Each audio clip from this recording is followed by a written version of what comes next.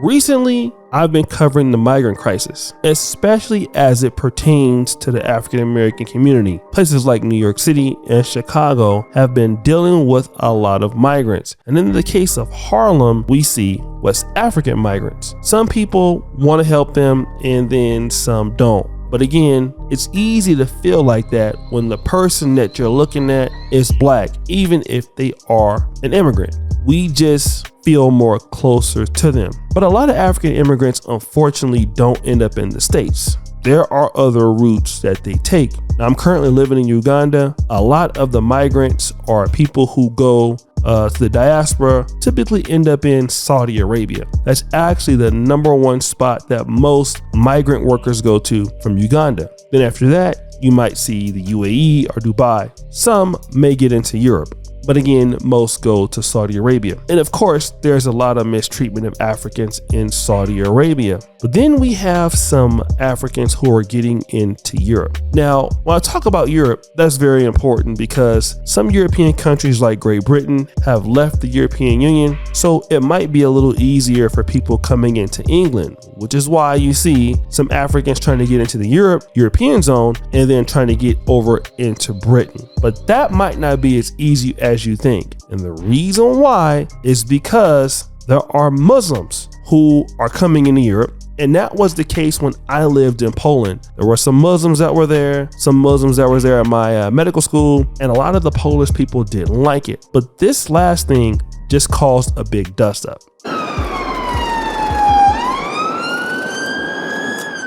He arrived at court with huge security around him. The teenage defendant was in the white prison van, so far anonymous, but about to be named publicly. Axel Rudakabana is 17, British, born in Wales and of Rwandan heritage. He faces 14 charges, including possession of a kitchen knife with a curved blade. The most serious, the murders of B.B. King, Elsie Stankham and Elise Aguirre. The attempted murders of 8 other young children stabbed during a holiday dance and yoga class in Southport on Monday, and the attempted murder of yoga teacher Leanne Lucas and next-door businessman John Hayes.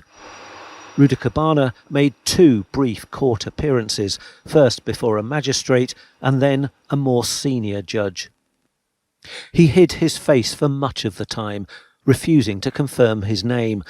In law, at 17, he's a child, so wouldn't normally be identified. But he's 18, an adult, next week, and the media asked the judge to scrap his anonymity. The prosecutor, Deanna Heer, said the court needed to balance the defendant's welfare against the public's interest in the case. The prosecutor said naming him would reduce the risk of misidentification of others who might be subject to violence, as seen in the recent disorder.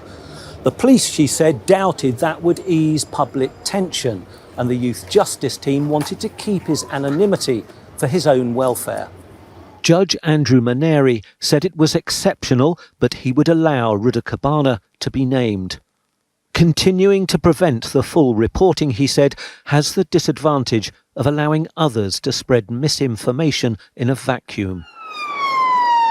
Rudakabana will be back in court in October, when he'll be asked if he wants to plead guilty or not guilty. A provisional trial date was set for January. Martin Brunt, Sky News, Liverpool. This is the case of Axel Rudakabana. Now, this is a young kid that was born in England, and also he's of Rwandese heritage. Now, what he's been accused of is very heinous. 3 young white ladies passed away. He injured many more, but there was some serious tension that happened. A lot of the white conservatives in England started attacking Muslims in England. Some showing some extreme rages of violence towards these Muslims who actually had nothing to do with this incident. But Europe still has been going crazy. 100 far-right protesters on the streets of Belfast. Outnumbered, though, 5-1 by counter-protesters. Police separating the 2 groups. This, the sixth evening of disruption in the city. It's seen the most consistent levels of violence since the whole thing erupted. But communities everywhere are on edge. The Friday call to prayer in Wapping. There's been online chatter about potential targeting of mosques in East London, although police say there's a lot of bogus scaremongering on social media. If you or your family members are anyway feeling threatened by anyone, tell someone else to be vigilant. Worshippers pack the small mosque, with extra prayer mats placed outside for those who can't get in. But I also want to shift it to what's going on in Germany. Now, recently I was sent a clip of a man, an African man, who basically was running around naked in Germany. Now, while I can't show you what he was doing, I will play a little bit of the audio so that you can maybe hear it.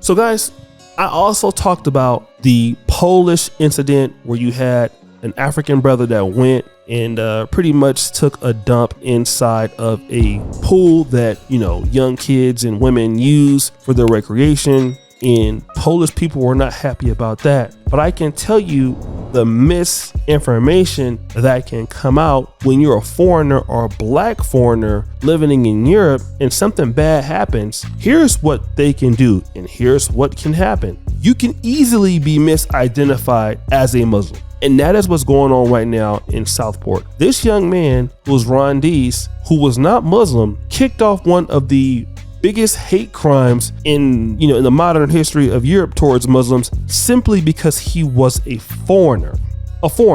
Now, he was born in England, he's British by birth, but he's not gonna be looked at as a foreigner. And this is why I gotta always tell people, wherever you are in the black world, and this is even for me living in Uganda or even living in Kenya or anywhere, guys, you have to be very particular of the people that you come from and how you make yourself look. If you're going to be that person doodling in somebody's pool house or somebody's river, or some guy running around butt naked or going around being belligerent and drunk, I don't care if you're African American or African and you're someplace foreign doing that, you're going to cause a lot of problems for yourself. And here's what's going to happen.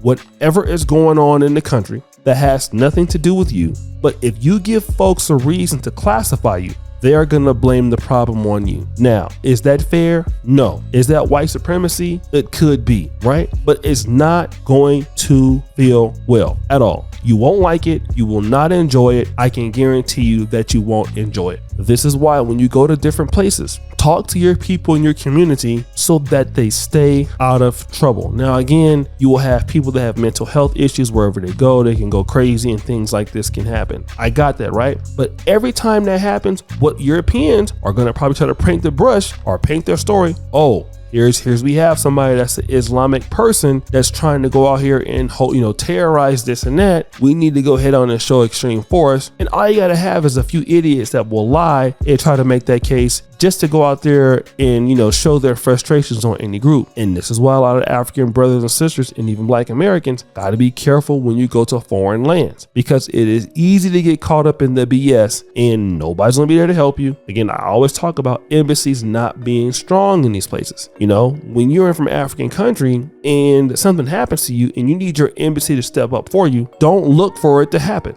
okay? It just probably won't. So you got to protect yourself and not be doing silly things. A lot of the Europeans want all foreigners out of their place, a lot of them. And the foreigner for them is not talking about being naturalized. It's, are you indigenous to that land? And if you're not, you're going to have some problems. So guys, what do you think? It's your boy, Shitty Jackson, back at it again with the episode. Fair use. I'm out.